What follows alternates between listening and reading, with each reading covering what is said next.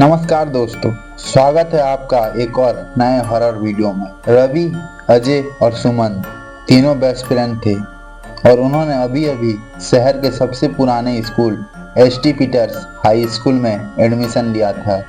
ये स्कूल 100 साल पुराना था और इसके बारे में कई हॉरर कहानियां फेमस थी। कहते थे कि रात के टाइम यहाँ अजीब चीजें होती है। एक दिन क्लास खत्म होने के बाद अजय हंसता हुआ बोला, अगर हम इतने ही बहादुर हैं तो क्यों ना एक रात स्कूल में रुक कर इन कहानियों की सच्चाई पता करें। रवि और सुमन पहले तो डरे, लेकिन फिर तैयार हो गए। रात के 11 बजे तीनों स्कूल में घुसे।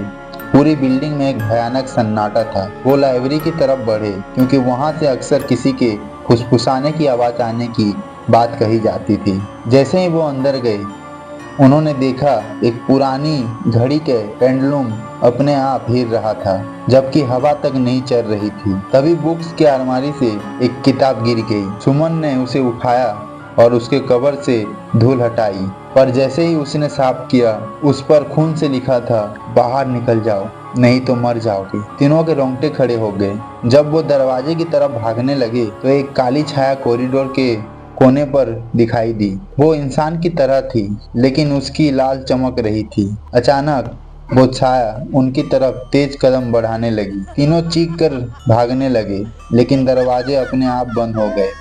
तभी एक भयानक आवाज सुनाई दी, तुमने यहाँ आकर बहुत बड़ी गलती कर दी। अजय ने कांपती हुई आवाज में पूछा, तुम कौन हो? छाया हंसी और बोली, मैं वही स्टूडेंट हूँ जिसे इस स्कूल में मार दिया गया था और अब हर साल मेरी आत्मा नए मेहमानों का इंतजार करती है। रवि ने हिम्मत जुटाकर पूछा, तुम्हारी मौत कैसे हुई थी? आत्मा ने बताया कि 50 साल पहले एक स्टूडेंट राहुल को कुछ टीचर ने एक सिगरेट रूम में बंद कर दिया था, जहां भूख और प्यास से तड़प कर उसकी मौत हो गई। तब से उसकी आत्मा इस स्कूल में भटक रही थी। अब तुम भी यहीं रहोगे। आत्मा गरजती और हवा में उड़ने लगी। अजय ने अपनी जेब से माँ का दिया हुआ पवित्र ताबीज निकाला और जोर से मंत्र पढ़ना शुरू किया। अचानक आत्मा चीखने लगी और धीरे धीरे हवा में घुल गई। जैसे ही आत्मा गायब हुई, दरवाजा अपने आप खुल गया। तीनों तेजी से भागे और स्कूल के बाहर जा पहुंचे। अजय बोला, अब हम कभी यहाँ नहीं आएंगे। रवि और सुमन ने हाँ में सिर हिलाया और तेजी से घर की तरफ भाग गए। लेकिन जाने से पहले रवि ने स्कूल की खिड़की की तरफ देखा। वहां वही लाल आंखें फिर से चमक रही थी और उसे फिर से बुला रही थी।